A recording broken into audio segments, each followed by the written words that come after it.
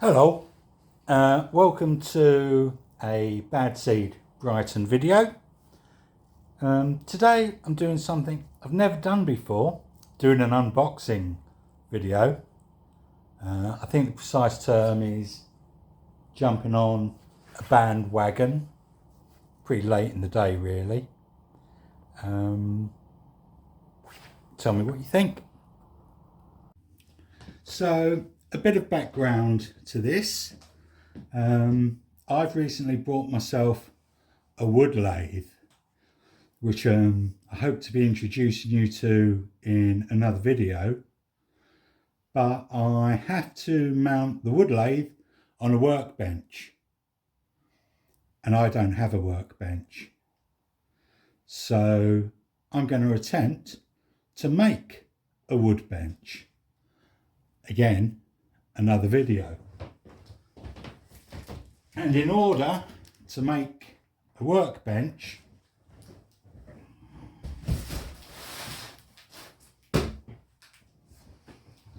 I bought myself the Guild 1700 watt Mitre saw.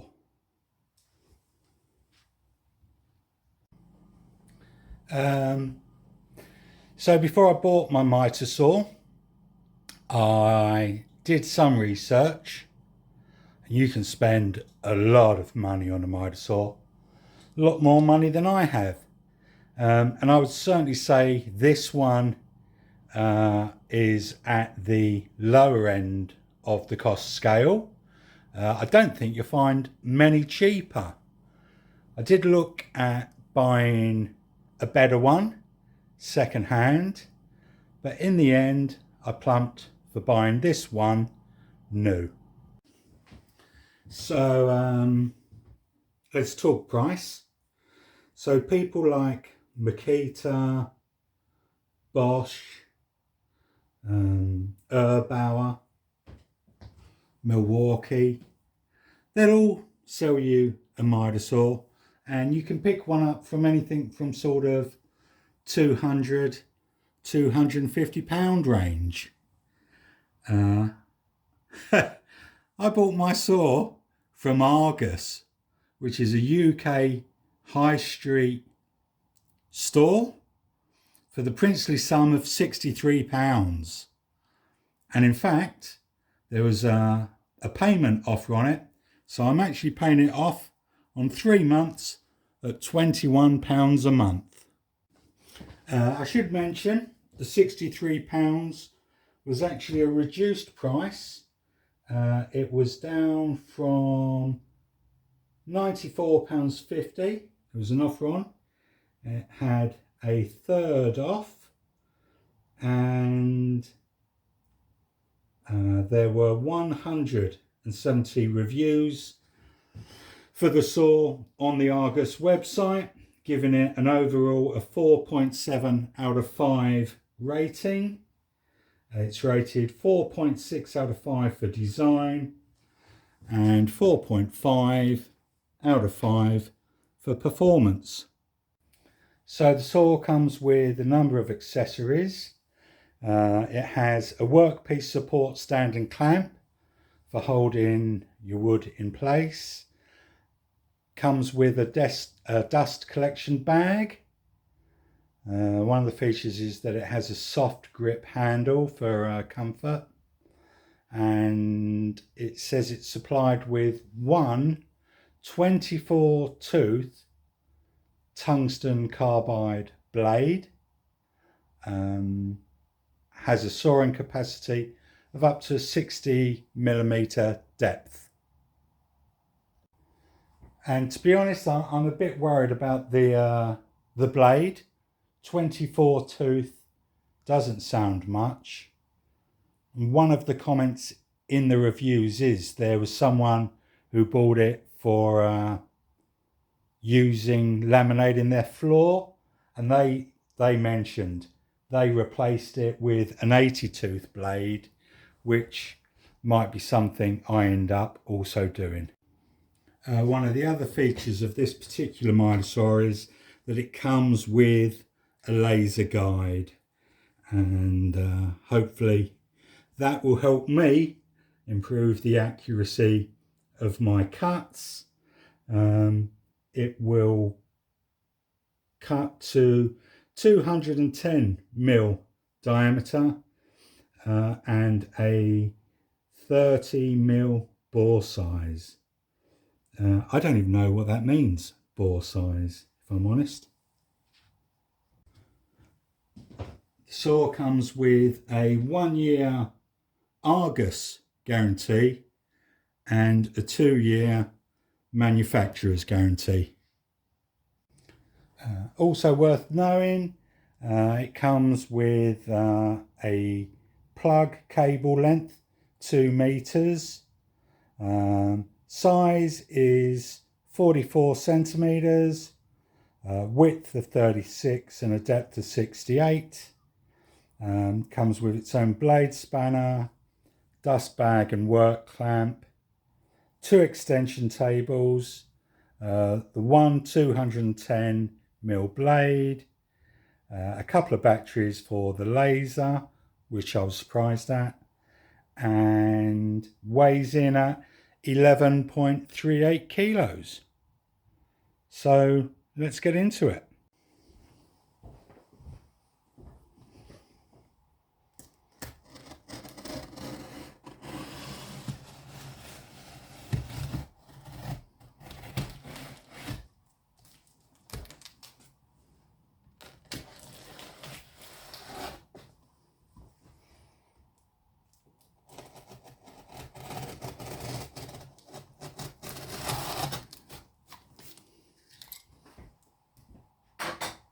That looks like that's been resealed to me.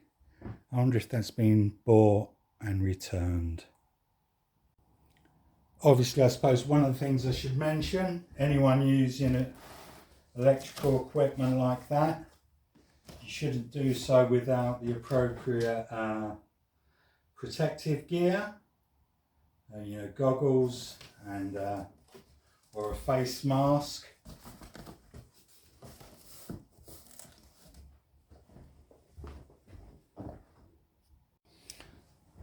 So let's see what we've got.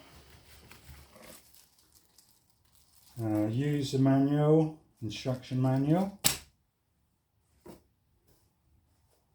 I'm assuming that's the dust bag. I've never owned a Mitre saw before, so I'll be honest, this is all new to me. I think those are my 2 extension tables. Left and right, look at the size of those. Then I guess that's my clamp and stand, and I think that's also the laser.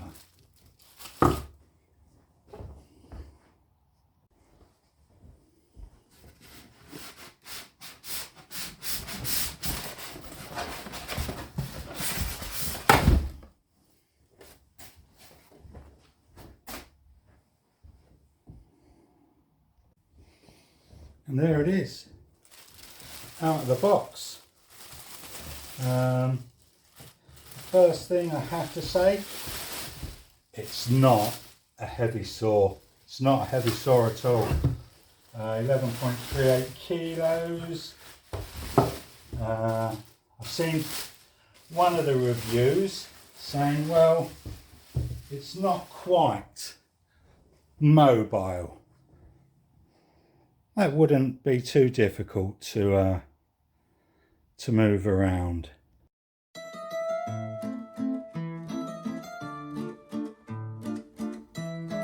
Okay, so as I said, I've never owned a Mitre saw before, sliding or otherwise.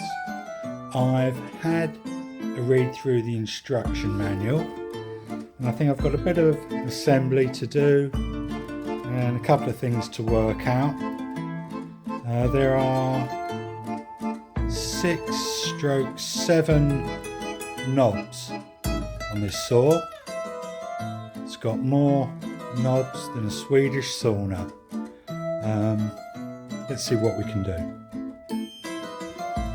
Okay, so the first knob It's this one here, and the way the saw is set up at the moment, I don't need to do anything with it.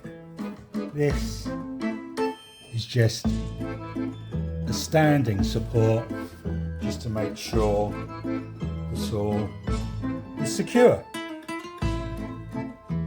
Knobs 2 and 3. Now the same knob on each side, and I think these actually are for the clamp, for attaching the clamp. This is the clamp, and they can go either to the left. The clamp can go either to the left or the right. And because I'm left-handed, it's not because I'm planning to use this on anything immediately, but I'm just going to attach the clamp here, and then you just hand tighten that, and then obviously you can raise and lower that to fit the thickness of your work.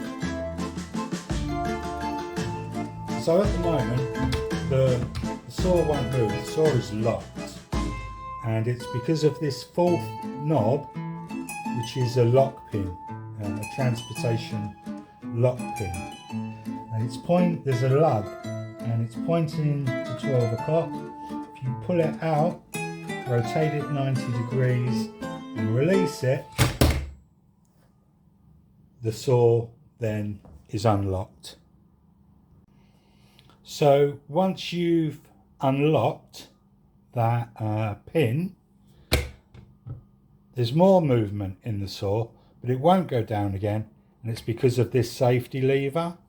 So to actually use the saw, you need to move that,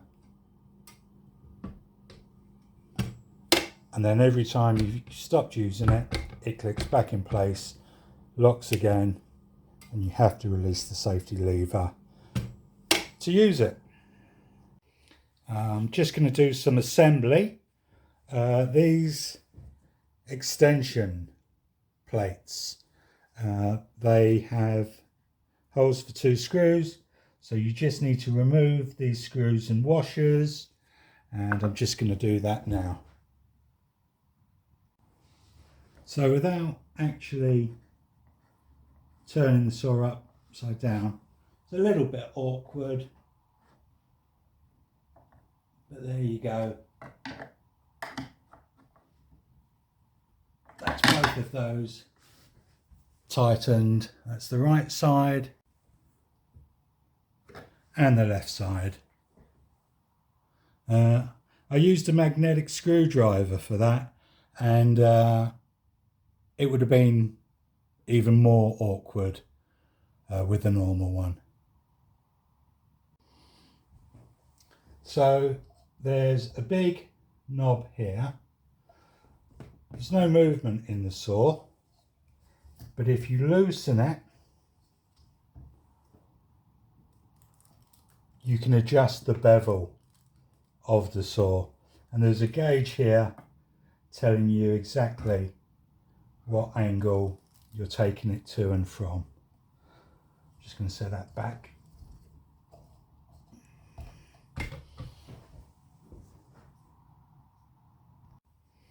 So that's the bevel function.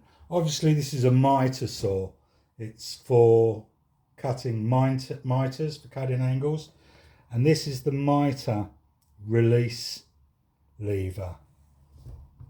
If I lift it, I can then change the angle of the mitre from 0 to 45 degrees in either direction.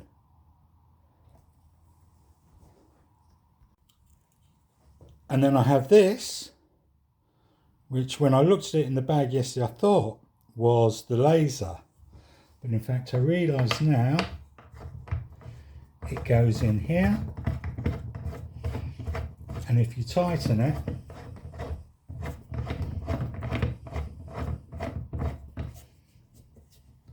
And again, everything's just hand tightened. That will lock the position of the saw in place, disabling the Mitre function.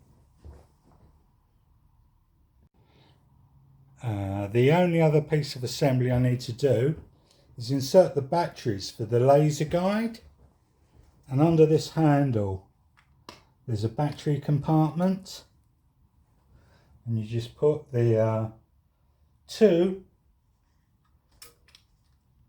AAA batteries, making sure I've got them in the right way.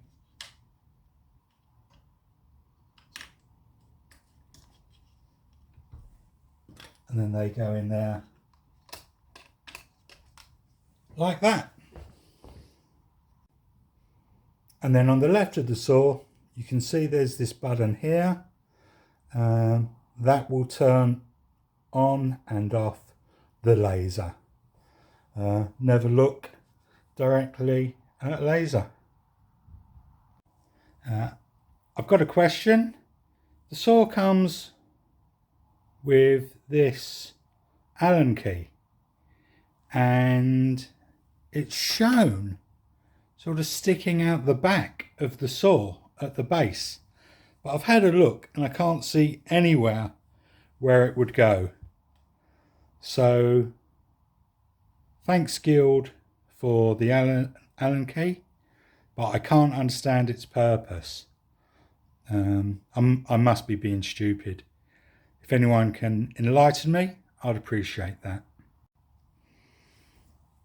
And then the only other thing I need to attach is the dust bag, which just has a simple fit in there, goes on. It's pretty straightforward. Obviously, be better if I could attach a vacuum hose to that, but in the short term, yeah, you get a dust bag with the saw. So there you are then, the Guild 1700 sliding mitre saw assembled. I think I'm gonna finish the video there, and perhaps the next video we'll try it and we'll see how easy it actually is to use. Hope you enjoyed the video. Would love any comments. Thanks.